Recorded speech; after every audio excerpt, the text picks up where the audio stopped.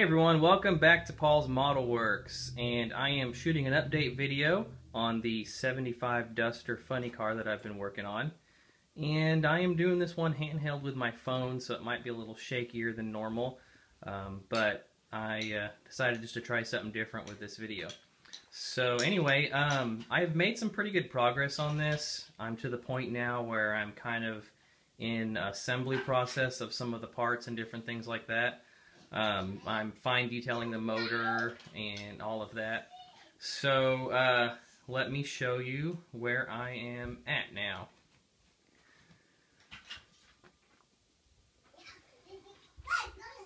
Okay, so we will just go ahead and start with the motor. I have got it all together, and I've used a lot of detail parts on this. A lot of them are actually ProTech parts that I've been using, and so I still have a lot more left to do on it. I got to run all the fuel lines and oil lines and all the different ones, but you can see already that I've gotten a lot of detail done. This pulley and belt setup here is a ProTech's pulley and belt setup, and I've put the 3 pulleys on there. They are aluminum cast pulleys, and then it comes with belt material that you use on it. And then if you look a lot of different places on the front of this, you can see I'm using some of the nuts and bolts that ProTech has that you can use to detail up. On this top pulley here, these 4 bolts, those are ProTech bolts. And then on the front of the blower, you can see a couple of them there. And then on the front here, down here on the front of the engine cover, you can see there's some bolts there. And I think I've got some on the other side over here. Yeah, you can see there's a few over there as well. On the front of the hat here, I just stuck a piece of metal in there to kind of simulate the hinge on the throttle there. Then you can see I've also put in the plug wires on this thing. They are all there with the wire looms. Again, this is another ProTech part.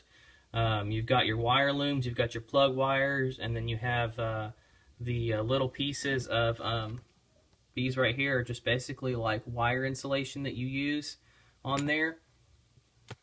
So you can, simulate the boots and everything. And then you can see right there is the distributor and everything, so it looks really nice setup for the plugs and everything. And then on top of the valve covers right here, that's an oil breather. I'm just gonna, instead of saying it every single time, just tell you all of these detail parts that are on here are ProTech parts that you can order from their website. So these are the oil breathers. And there's one on both sides, you can see there. On the back, on the bell housing, I've got more of the little detail bolts around that, just to make it look like it actually is bolted on. And then the oil pan has detail bolts all the way around it, and then I put on a drain plug right here, so that it would actually have a drain plug.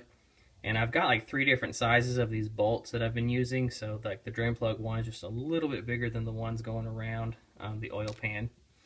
And I've been using the aluminum plate metallizer spray. I used that on this oil pan, and I used it on the valve covers. And once you polish it out, it's kind of cool. It has that really nice, like, flat, or not flat, but, kind of like, not really shiny chrome. Like, it's not really what I'm going for, but it kind of has, a little bit of a shine to it. So it actually looks really nice, basically an aluminum color.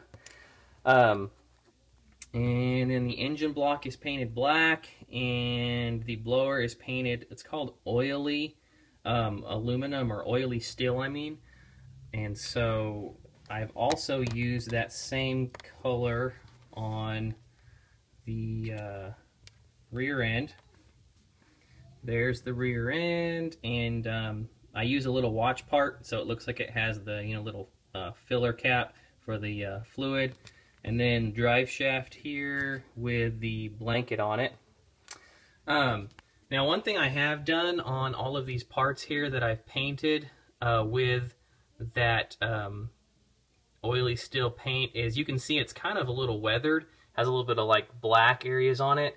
That is done with those pastels, the same pastels that I used on the wheels. I did it on both the drive shaft and the rear end, and also it is on the bell housing and on the blower, just to, you know, give it a little bit of a oily kind of dirty look, so that it's an actual, you know, used model. It's not, or used car. It's not a full clean, you know, right off the factory showroom floor type thing. So there's that. I'm to the point now where I'm going to be doing, like I said, the fuel lines and the oil lines on here. I have the little oil manifold down there, and then I'm going to be making the fuel blocks and all of that stuff. The next thing that I've gotten detailed up is the seat. And I have the seat belt material, or seat belt photo etch kit on there. And it's a really nice kit that ProTech has put together for the seat belts. So if you're looking for, actually it's a really easy seat belt kit to make. I've tried some other ones and they're kind of difficult. This one is actually really simple and easy to work with. So I definitely recommend, if you're wanting to do seat belts in your car, then check this one out. I have the chassis in paint, and it's ready for assembly. I'll be putting the seat and everything into it here real soon. Then over here I have, these are like the side panels for the chassis. This is the firewall for the inside of the body, and some other various parts. This is all pretty much like the steering linkage and the front axle and everything, so that's all still got to be painted. Tires are over there, which you guys have seen already. And then of course the body looks really good, really shiny. Still got to polish it out and everything.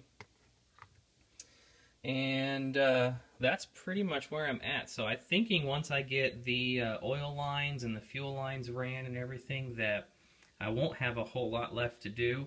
And then I'll be able to go into final assembly and start putting this thing together and have it finished here real soon, because I am ready to build something else.